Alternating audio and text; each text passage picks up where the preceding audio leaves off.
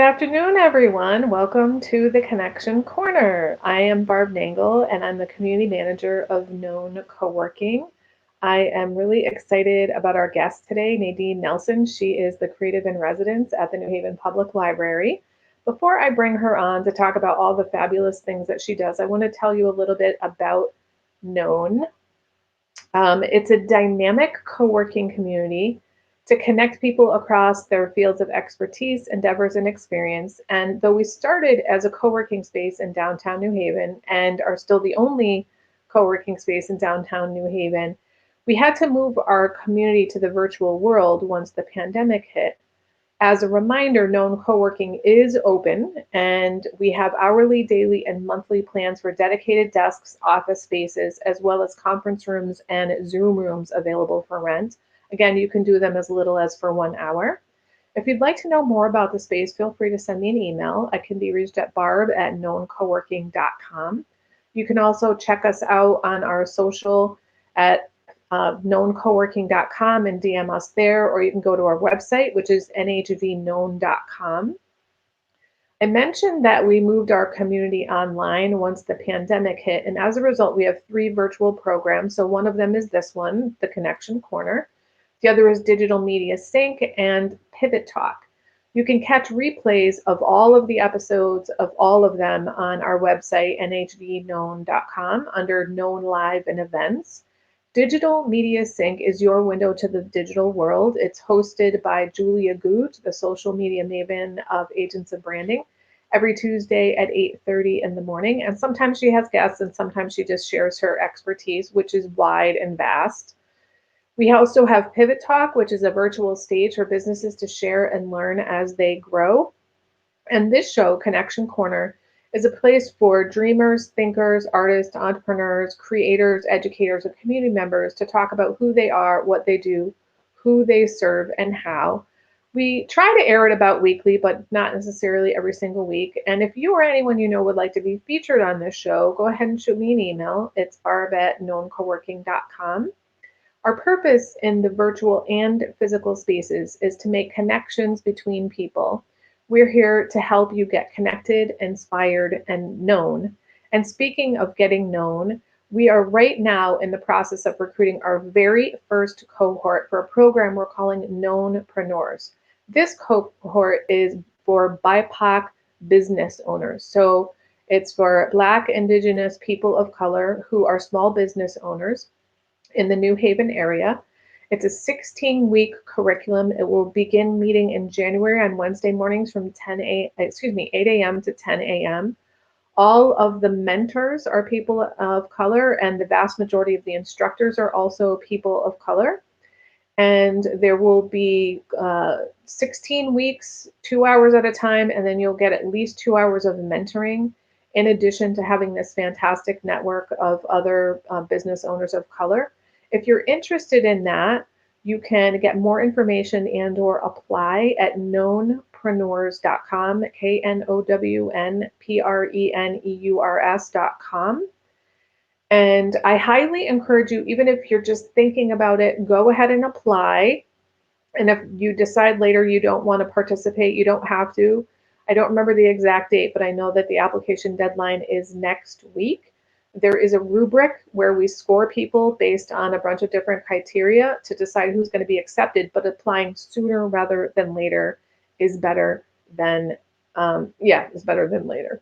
So with all that being said, I'm going to bring Nadine on. All right, Nadine, welcome to the Connection Corner. Thank you.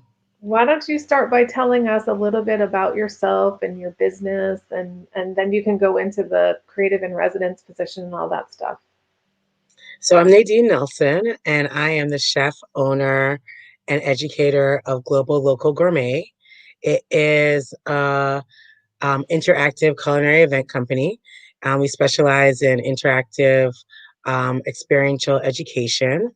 And um, I have lived in New Haven for the last 10 years. I moved back 10 years ago after not living here for around 23 years. And I grew up in Toronto, Canada.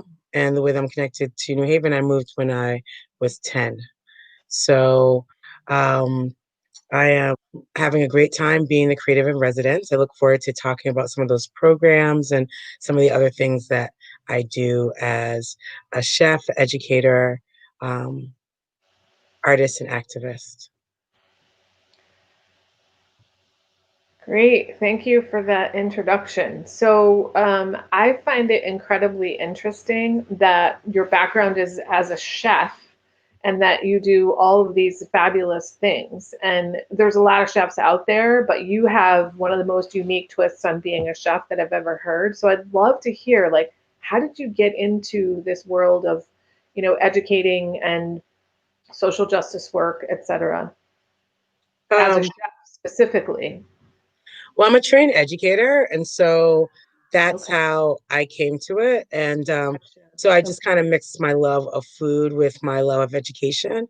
Okay. And so, like chef is like, chief or head, and so is a teacher. So it's like kind of the same thing, but Mhm, just different genres. So, mhm, I specialize, I would say, like in education, cooking, and I've been incorporating, more art, but I've always been an interdisciplinary person in my practice and my approach to work. So mhm, um, I think that being interdisciplinary, I'm just combining a bunch mhm. of my different skills. And I Yeah. think that people they like that, like they like that type of education, instruction, and also good time because at the end of the day, like I'm trying to engage people with food as a means for wellness, for joy, obviously for nourishment. Mhm. But at the end of the day, I want people to leave having a good time. Yeah. So who's a typical client of yours? I have a variety of clients, depends on like who, like if I'm doing a community cooking class, like with City Seed or, an organization like that. It depends, like, but I would say like in general, I call my clients the white hairs. They are people who are older, they have white hair and they have disposable income. Okay. Gotcha. And are they looking to be healthier? They're looking to try something new. I think that they're a combination of both. I think that, I do have also people because I specialize in plant-based food, even though I'm not plant-based, Okay. as a sole way, means of eating. Mhm, I do specialize in plant-based foods and preventative diets. mhm, So I think that a lot of people are drawn to me in regard to that. mhm, It kind of all depends. There are people who come for recreational cooking. They might be mothers who they might have come from their kids taking a class. So it really does all depends. But I say in general that mhm. the majority of people that take my classes are people who have disposable income and they're older and have white hair. Right. Gotcha. So if somebody came to you with a particular type of health concern, you might be able to help them sort of figure out how to cook in a way that's going to support their health. Yes. Oh, So like okay. I've worked with Cornell Scott, for instance, like I developed a 6-week curriculum on diabetes prevention. Oh, nice. So um, you know, I love to connect people with healthy food and not looking at it from a place of lack, but a Hmm. place of, okay, these are things that you can eat and how can you make them taste really good? Hmm. Yeah, yeah. So you don't know this about me, but I'm actually a recovering compulsive overeater, and I'm down over 100 pounds from my top weight. And even though I had a value of eating very healthy, my addiction like trumped that. And I've been at my goal weight for a little over 2.5 years now. And I know when I came into my recovery program, the thought is like, oh my God, I can never eat that again. And what they tell me is, okay, here's to put a little speck on a piece of paper, right?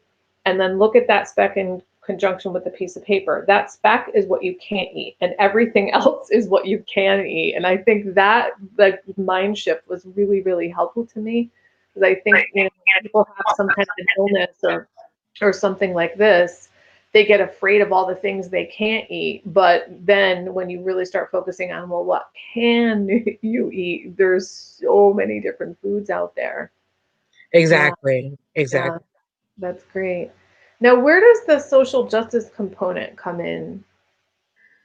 Well, in a variety of ways. I want to connect people with food from seed to waste and understanding that, food is something that we do, you know, hopefully, 3 times a day, depending, on your circumstance, but hopefully 3 times a day. And it's something that, we should be socially conscious about, and that is connected to, our landfills, is connected to how much water we use, is connected to so many different things. And so, I am the chair of the Cooking and Food Education Group of the New Haven Food Policy Council. Nice. And um, a lot of my work has a community activism and empowerment basis, trying to get people involved and using food as a means to be able to do that. And even if you're not going to get involved in food, at least get involved in some type of activism in some way. You can be on your zoning board, you can be on your school board, you can start a community garden, but those are all things, if you're, you can be involved in making sure that there is better school lunch. There's so many ways in which people can be engaged, and food is a means to be able to do that either directly or indirectly, as a means to sit down over food and talk about ways in which you can be engaged. Mm.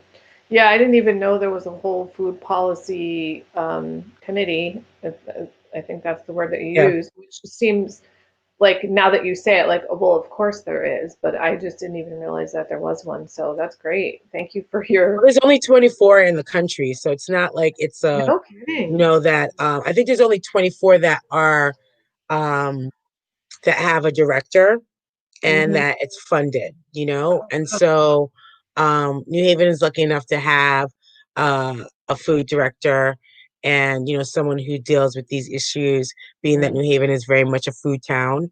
Hmm. And so they deal a lot with food access, they deal with school lunch, like making sure, for instance, that as people are in the pandemic, that people are able still to get food. Hmm. Yeah, yeah, that's great. Fantastic. So, how about if we transition to talking about the creative in residence at the library? So maybe you could tell us first, just generically, what is the position and why do we have it?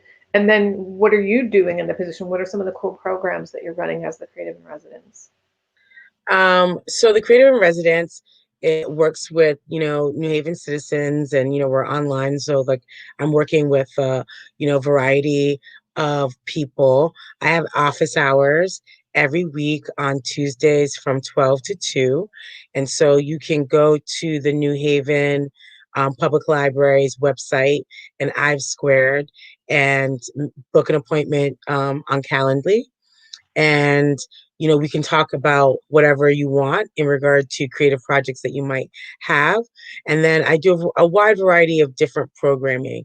And so once a week I have a program called Co-Create, where I speak and play with another creative.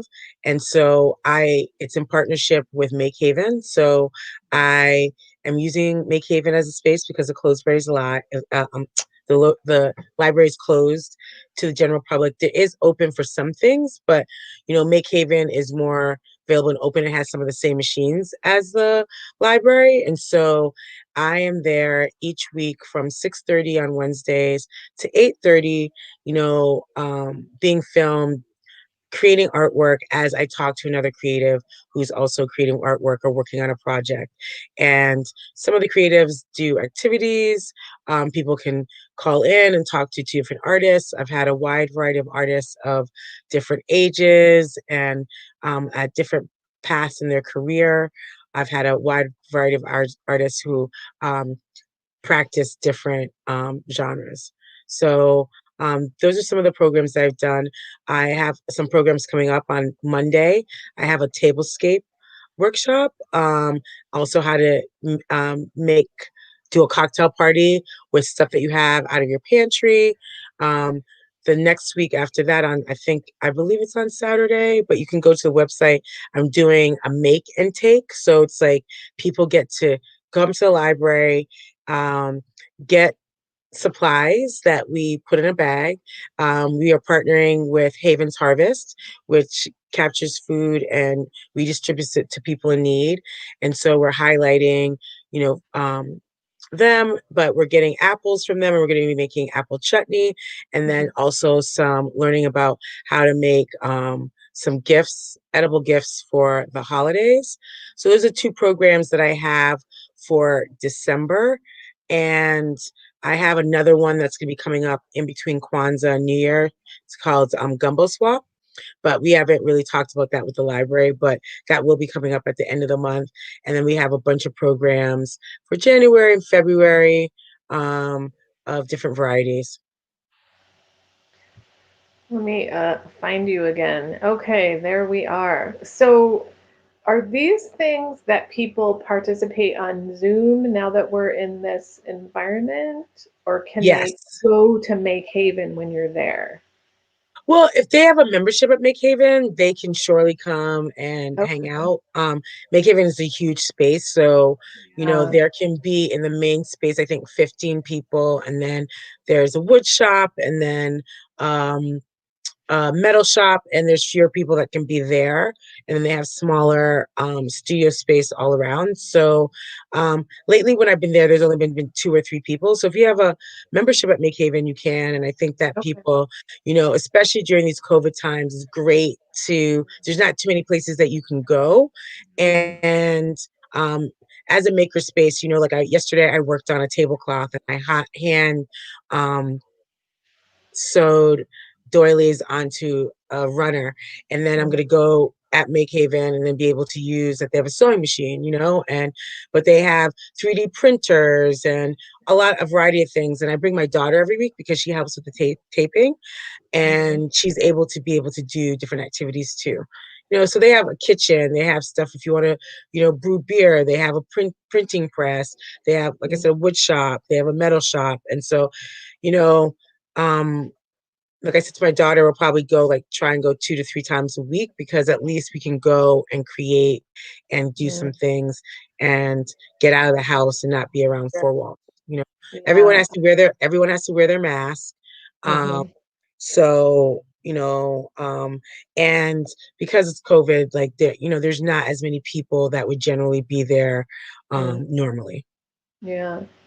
So you mentioned one of the things you're doing is a tablescape, and I don't know what that is. What's a tablescape? So holiday tablescapes. So, like how do you dress your table for the holiday? Oh, like And a so landscape for the table. yeah.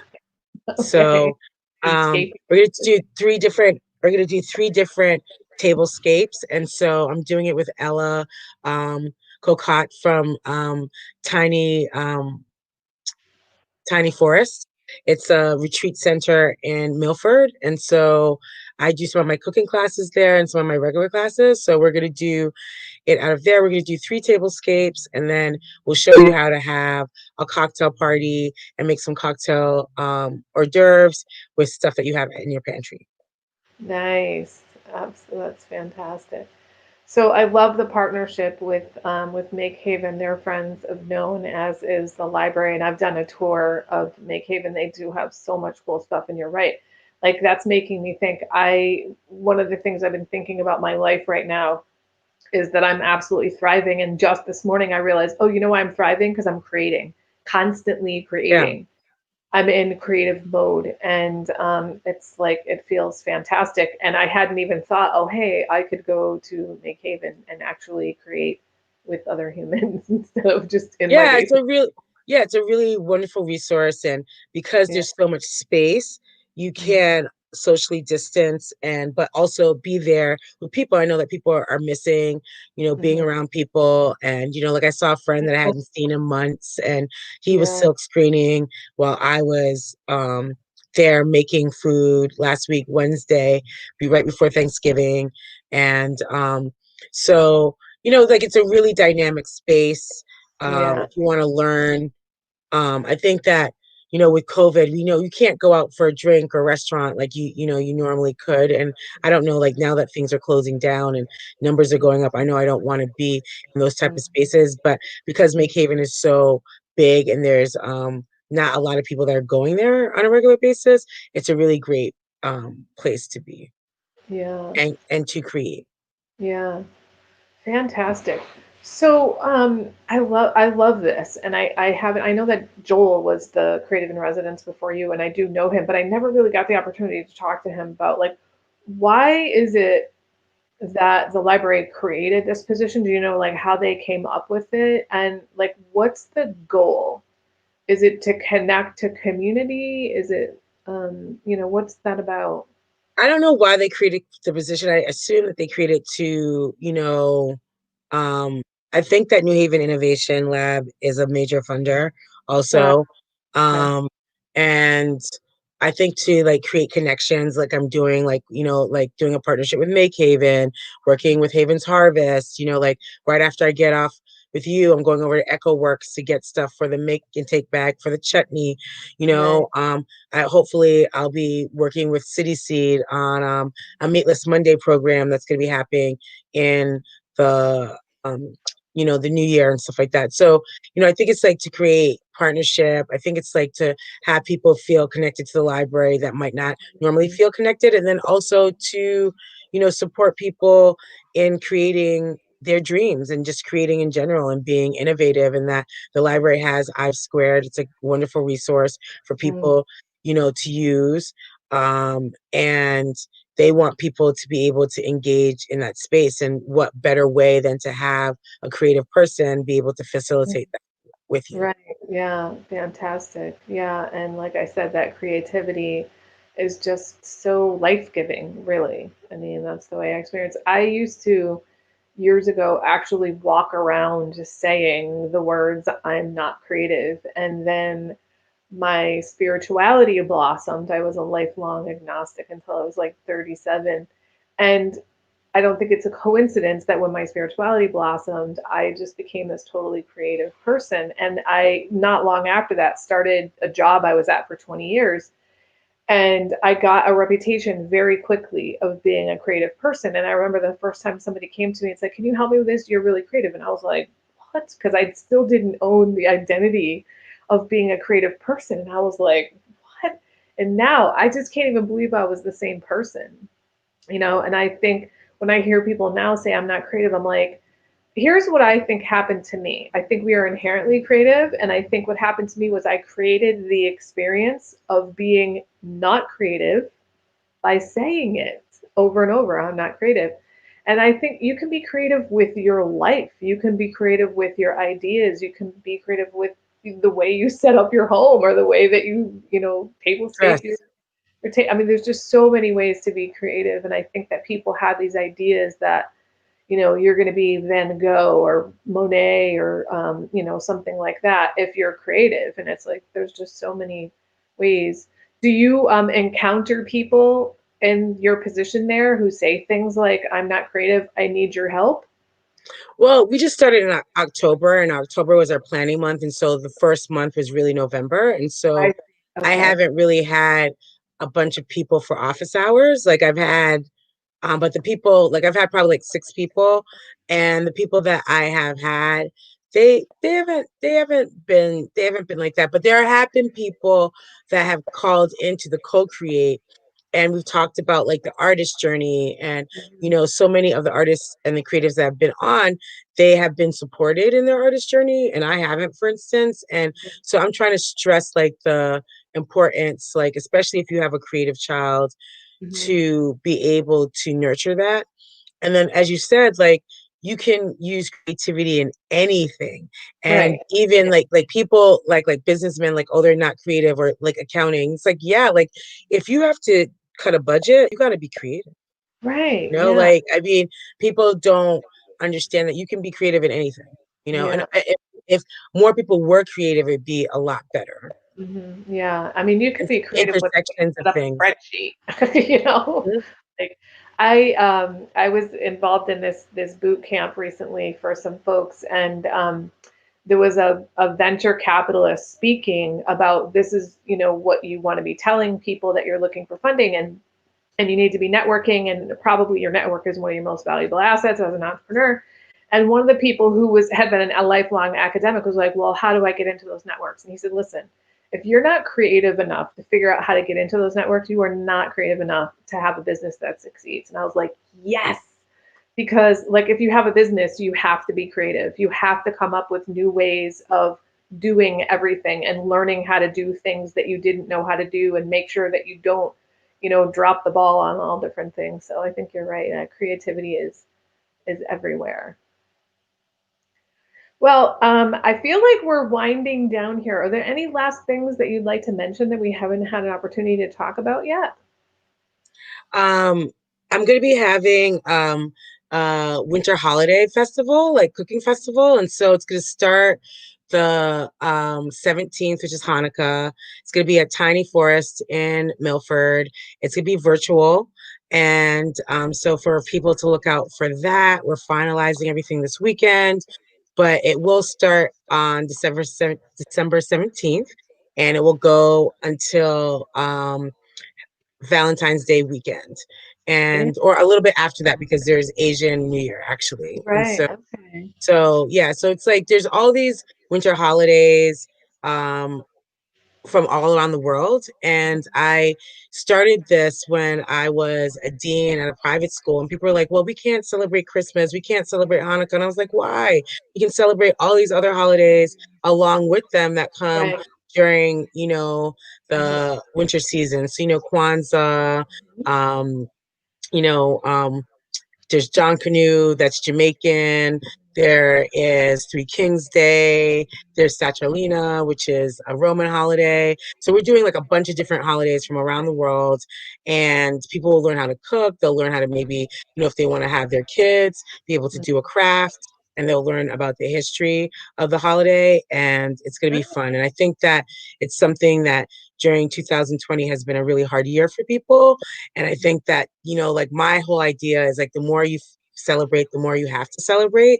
And so like my friends call me like the queen of festivities. And so, I don't want us to end 2020 and go into 2021 like with like, oh my God, like what happened? I want us to go with like what was good, and then what do we want to have be better in Mhm. 2021. Yeah, absolutely. Well, what a fantastic note to end on. I love it. And I'm absolutely going to check that out myself. So thank you so much, Thank Nadine. you. So I'm going to take you off the screen for a moment, but if you'd stick around for a couple minutes just while I close out, that'd be great. All right. Again, all No righty. problem. Well, thank you everybody for joining us on the Connection Corner. I want to thank Nadine Nelson. She's currently the Creative in Residence at the New Haven Public Library, as you heard, and she also is the Global Local Gourmet.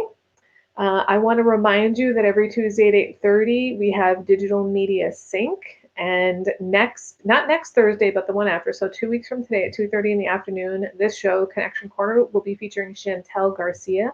She is a CFO for hire, that's a Chief Financial Officer, which means that you can hire part of her time for your small business. You don't have to hire a full-time CFO. She'll be talking about finances for small businesses and giving all kinds of tips. And in fact, she's going to be one of the instructors for that Knowmpreneurs program I told you about. And don't forget to leave comments, even if you're watching the show after the fact. All right. Thank you again, everybody. Have a great day.